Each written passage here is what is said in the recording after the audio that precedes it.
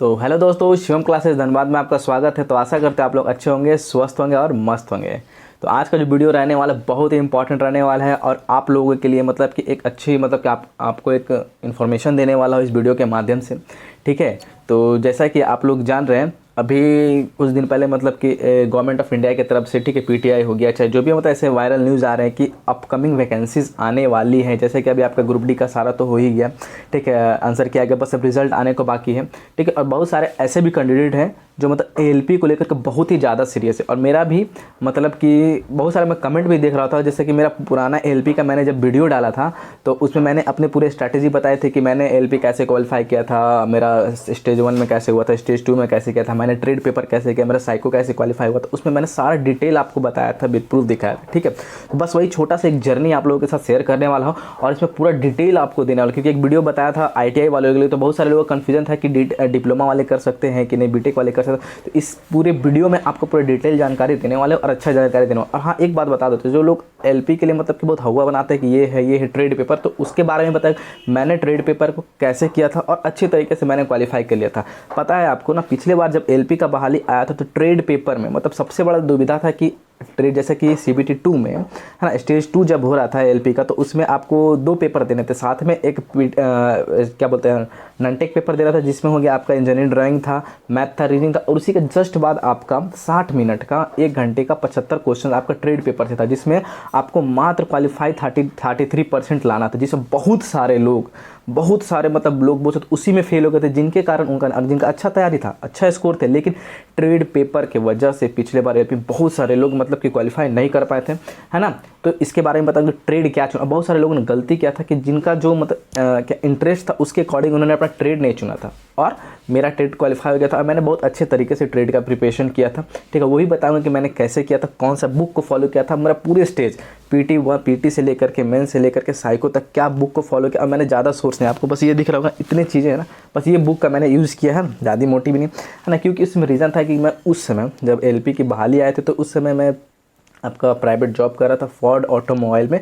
मैं उस समय एज ए टेक्नीशियन जॉब करता था। ठीक है, उस समय बहाली आए थे तो मैंने उस समय फॉर्म को भरा था। तो पूरा जर्नी आपको बताने वाला हूँ, क्या करना है नहीं करना है और किस कारण से रह गया, है ना, नहीं आ पाया मेरिट में, तो वो भी मैं आपके साथ पूरी तरह से तो ईमानदारी से शेयर करूँगा।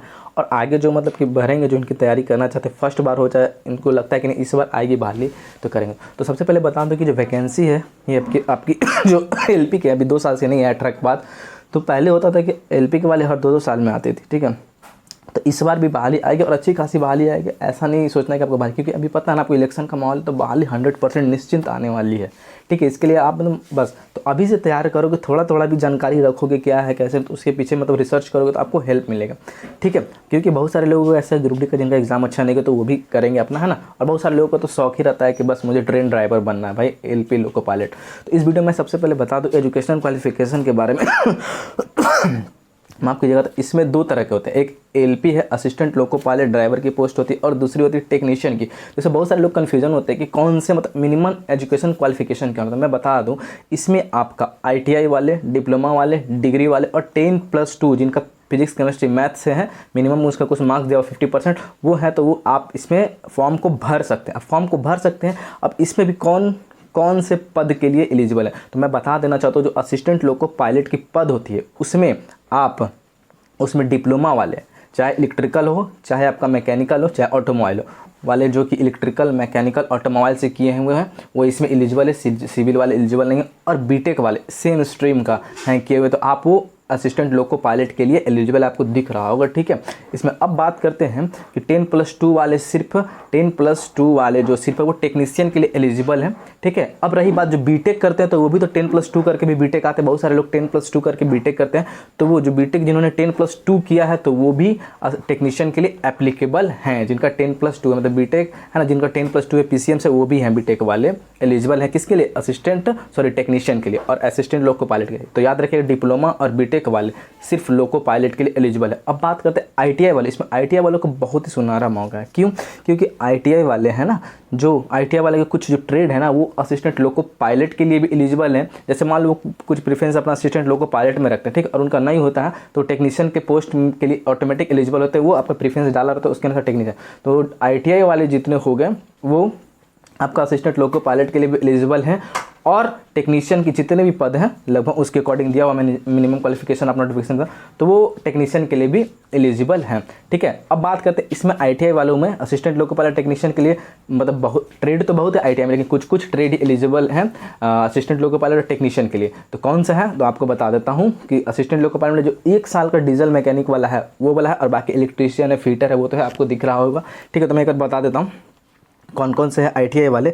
तो देखो इसमें है आपका जिन्हें अच्छा हाँ, इसमें बहुत सारे लोग कन्फ्यूजन NCBT और SCBT से भी जिनका ITI किए हुए हैं, कौन कौन ट्रेड होना चाहिए। आर्मेचर एंड कॉइल वाइंडिंग हो गया, इलेक्ट्रीशियन हो गया, इलेक्ट्रॉनिक्स मैकेनिक हो गया, फीटर हो गया, हीट इंजन हो गया, इंस्ट्रूमेंट मैकेनिक हो गया, मैकेनिक डीजल हो गया है ना, मैकेनिस्ट हो गया, फिर मैकेनिक मोटर व्हीकल हो गया, मिल राइट मेंटेनेंस मैकेनिक हो गया, mechanic radio and TV refrigeration and air conditioning हो गया आपका, मैकेनिक ट्रैक्टर मैकेनिक हो गया, टर्नर हो गया, और वायरमैन। ये जो है ना आपके क्या बोलते हैं असिस्टेंट लोको पायलट के लिए तो है ही है, साथ में आपके ये टेक्नीशियन के लिए भी एलिजिबल होंगे। ठीक है, अब बाकी डिप्लोमा वाले देखिए 3 साल जिन्होंने डिप्लोमा किया, मैकेनिकल मैकेनिकल हो, इलेक्ट्रिकल हो, इलेक्ट्रॉनिक्स हो या ऑटोमोबाइल इंजीनियरिंग से हो, और combination of various stream of this engineering disciplines from a recognised institute of leave of ITI। ठीक है, और ऑटोमोबाइल वाले भी इसमें एलिजिबल हैं आपके। ठीक है, जिन्होंने क्या किया हुआ है, डिप्लोमा किया हुआ है। ठीक है, ये रही बात। तो इन्होंने आप लोग देख सकते हैं, पूरा अपना देख लेना, और याद रखना ITI वाले 1 साल वाले डीजल मैकेनिक ही एक ऐसे हो जाते हैं जो आपका ऑटोमोबाइल और लोको पायलट और इसके लिए भी टेक्नीशियन के लिए भी इसमें एलिजिबल है। तो एक बार आप लोग नोटिफिकेशन खुद से भी पढ़ना है ना, और आपका ट्रेड क्या। और रही बात टेक्नीशियन में ITI में बहुत सारा ट्रेड आ जाता है, कारपेंटर हो गया, वेल्डर हो गया, प्लम्बर हो गया, तो ये सब किसके लिए, लोको पायलट के लिए एलिजिबल नहीं है, लेकिन किसके लिए, हाँ टेक्नीशियन में बहुत सारे इनके पद हैं इनको लिए, तो इनके लिए एलिजिबल है। जैसे कि आप लोग देखोगे तो 1 2 3 4 सीरियल नंबर दिया हुआ, बहुत सारा मतलब इनका डिजिग्नेशन दिया हुआ, उसमें आपका डिपार्टमेंट दिया उसमें है। तो जैसे कारपेंटर हो गया उसमें के लिए भी है, प्लम्बर के लिए भी, तो बहुत सारे लोग किए हुए हैं। तो ITI आप किसी भी ट्रेड से हो तो आप तो इस फॉर्म को भर ही सकते हो, बस असिस्टेंट लोको पायलट के लिए कुछ खास ट्रेड दिया हुआ वो आप लोग देख लेना। और इसमें आपका बता देता हूँ एज 18 से 30 साल तक, पहले था आपका 27 था, लेकिन 18 से 30 साल तक है। और बताता हूँ मैंने जो बुक को प्रेफरेंस किया था वो भी एकदम स्टेप बाय स्टेप आपको बताने वाला हूँ। ठीक है, और बहुत ही मज़ा आएगा, और तैयारी करो, बहुत ही अच्छा पेपर, मतलब कि अच्छा मज़ा आएगा। ठीक है, तो जैसे देखो मैंने सोर्स तो मेरे पास उस समय तो समय नहीं था, क्योंकि मैं बता दूं आपको एक ट्रेजेडी मेरे साथ क्या हुआ था कि जब मैंने फर्स्ट वाला दिया था LP1 का फर्स्ट टाइम जो एग्जाम होता था उसमें मेरा हो नहीं पाया था। ठीक है, बहुत कम नंबर पे क्वालिफाई उसमें भी मैं नहीं कर पाया। सेकंड टाइम जब रिजल्ट रिवाइज होकर गया था मतलब उसमें मेरा हो गया था, और उसमें मैं कंपनी में ही था, मतलब कि मेरा तैयारी एकदम कुछ नहीं था, 0 लेवल था, फिर भी मैं उसमें पास हो गया था। फिर उसके बाद PT1 तो मैंने क्वालिफाई कर लिया, फिर उसके बाद तो PT1 के लिए मैंने क्या किया, स्टेज 1 के लिए मैंने ये बुक है, प्लेटफॉर्म की बुक आती है, बस इसे पूरा कंप्लीट भी नहीं किया था, इससे हो गया। फिर जब सेकंड स्टेज आया ना, सेकंड स्टेज में मेरे पास मात्र 20 से 25 दिन बचा, 20 से 25 दिन बचा, और जस्ट मैंने कंपनी को रिज़ाइन दे दिया। ठीक है, तो 20 से 25 दिन, अब उस समय मेरे पास 20 से 25 दिन था, अब उसमें तैयारी करना था। अब उसमें आपको मेंस का भी देखना है, इंजीनियरिंग ड्राइंग का भी देखना है, बाकी सब चीज़ों को देखना है। ठीक है, और मेरे पास ट्रेड पेपर था, तो ट्रेड पेपर के लिए मुझे कोई दिक्कत नहीं था, क्योंकि मेरा खुद उस समय डिप्लोमा था, और बीटेक में मेरा सेकेंड ईयर में था, और मैं जिस कंपनी में काम कर रहा था टेक्नीशियन के पद पर था, और ऑटोमोबाइल फोर्ड कंपनी में था। तो बड़ा मज़ा आ रहा था वहाँ पे, मतलब बहुत कुछ सीखने को मिल रहा था। और 2-3 बार मैं ट्रेनिंग के लिए फोर्ड ऑटोमोबाइल के कलकत्ता में गया था, तो मुझे मतलब बहुत सारे, मुझे मतलब कि मेरा ब्रांच तो मैकेनिकल था, तो मुझे ट्रेड से है ना, तो ऑटोमोबाइल से बहुत ज़्यादा लगाव था, है ना। जैसे हो गया क्या बोलते हैं 4 स्ट्रोक, सेकंड स्ट्रोक, सक्शन हो गया, हीट इंजन, ये सब जितने भी है मतलब पूरे अच्छे तरीके से लगा था। इसीलिए मैंने क्या किया, डीजल इंजन आपका डीजल मैकेनिक है उसको मैंने चुना था, है ना, डीजल मैकेनिक चुना था, वो ट्रेड में आपका मैंने चुना था। तो उसके लिए मैंने कौन सी बुक ली थी, देखिए स्टेज 2 के लिए मैंने ये बुक खरीदा, बस एक ही बुक खरीदा, क्योंकि मेरे पास समय तो नहीं था, 20 से 25 दिन था, तो उसमें जितना मेरा हो पाया उतना किया। फिर बात करते हैं ट्रेड के लिए, ट्रेड के लिए मैंने ये था, उसमें बहुत पॉपुलर बुक चली थी। ठीक है, तो मारा मारी होता था उसमें बुक के लिए कि मिलते नहीं थे बुक मार्केट में, तो ITI के लिए ये मैंने खरीदा था, इसके जहाँ सर का। तो देखिए आगे तो फिटर पूरा भरा हुआ, बस मेरा ये ट्रेड नहीं था। पीछे से देखिए ऑटोमोबाइल एंड डीजल मैकेनिक, ये मेरा ट्रेड था, बस इतनी पतली सी थी। अब बाकी और भी मेरे पास जो सोर्स थे, मेरे नोट्स थे, उसके थ्रू किया, और इसको मैंने क्वेश्चन लगाने के लिए प्रेफर किया था, तो बहुत मुझे हेल्प मिला। ठीक, इसके थ्रू किया, और मुझे इतना मतलब मैंने इतना कर लिया था ना, 20 दिन में ट्रेड मैंने इतना कर लिया था कि मेरा जो 60 मिनट का एग्जाम था, मेरा ट्रेड 30 मिनट में मैं करके बैठा हुआ था आराम से। ठीक है, 30 मिनट में मैंने सारे क्वेश्चंस को कर दिया, मुझे जितना आता था, और उसमें अच्छे खासे मार्क्स भी आ गए थे मेरे, तो वो करके मैंने पूरा बैठा हुआ था। ठीक है, तो ये हो गया। और हाँ, ये भी बता दो अक्सर लोग ट्रेड में फेल क्यों हुए थे। तो देखिए, आपका जो स्ट्रीम है, आप जिससे पढ़ाई कर रहे हो, ITI में चाहे डिप्लोमा हो चाहे इंजीनियर, आप उसके अकॉर्डिंग ट्रेड ले नहीं रहे हो। मान लो आपका मैकेनिकल है और आप ले रहे हो इलेक्ट्रिकल, वायरमैन, बहुत सारे ये सोच वायरमैन का ले लो, सिलेबस छोटा है, मतलब बहुत सारे लोग देख रहे थे ना कि जैसे सिलेबस कन्फ्यूज हो गए। तो बहुत सारे मैकेनिकल फीटर इसलिए भी नहीं ले, जैसे जिनका मैकेनिकल उनको तो फीटर लेना चाहिए क्योंकि उनका रुचि आएगा, उससे रिलेटेड है, पार्ट्स के बारे में पढ़ेंगे। मैकेनिकल में पूरा स्ट्रेंथ पढ़ा जाता है, पार्ट्स के बारे में पढ़ा जाता है। बहुत सारे लोग सोचे वायरमैन ले लो यार, इसका छोटा है, RAC ले लो, इसका सिलेबस छोटा है, ये चक्कर में। और क्या हुआ, उनको कभी पढ़ाया नहीं गया, उनसे वो रिलेटेड है भी नहीं, तो उनको समझ में नहीं आया। और ऐसा वास्ट क्वेश्चन जब आया ट्रेड का तो उनके दिमाग ही मतलब 10-12 नंबर लाना मुश्किल हो गया। तो ये गलती बहुत सारे लोग के, तो इसको अवॉइड करना। और इसके बारे में पूरा डिटेल बताऊँगा आपको कौन सा स्ट्रीम लेना है नहीं है ना, बस एक एक्सपीरियंस शेयर करूंगा और अच्छे से आपको बहुत ही हेल्पफुल मिलेगा, एकदम जेन्युइन चीज़ें जो आपको वो बताऊंगा, ठीक है। और उसके बाद मेरा PT2 मेंस तो निकल गया, मुझे विश्वास नहीं था कि मेंस मेरा निकलेगा, है ना। ट्रेड पेपर के लिए तो मैं आश्वस्त था कि उसको कोई रोक नहीं सकता, और उसको अच्छा खासे मार्क्स से निकल गया, और उसमें, है ना। तो बात करते हैं फिर मेरा इसके बाद साइको का है।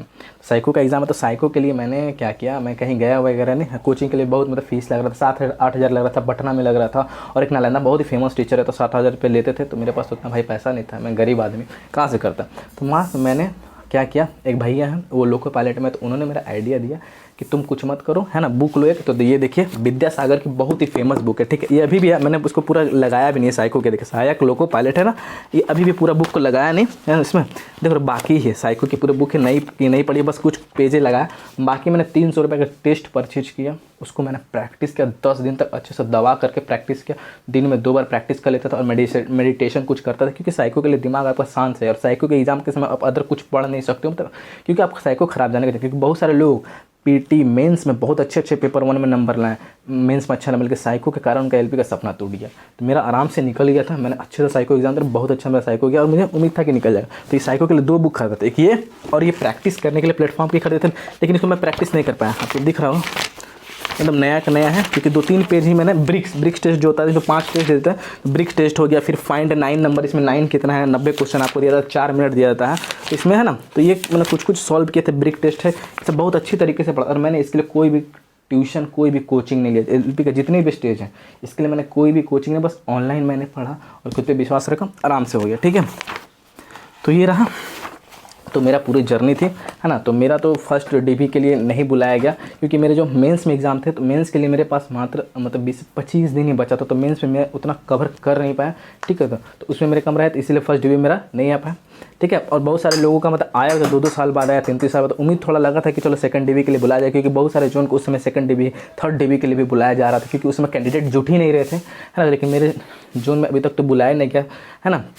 ये देखो अब क्या होता है नहीं होता। बाकी अब आने वाले अपकमिंग वैकेंसी आप उसके लिए एकदम लग जाओ, टेंशन नहीं लेना, ठीक है। तो चलिए, बस एक छोटा सा जर्नी था, आप लोगों के साथ शेयर किया, तो कन्फ्यूजन ना हो। पूरा नोटिफिकेशन आप लोग एक बार देखो, और सारा मैं आपको टेलीग्राम चैनल में भी एक और नोटिफिकेशन डाला हुआ, वहाँ भी जाके आपको देख लो। और वीडियो अगर आपको अच्छा लगा हो तो चैनल को लाइक, शेयर और सब्सक्राइब कर दें। धन्यवाद।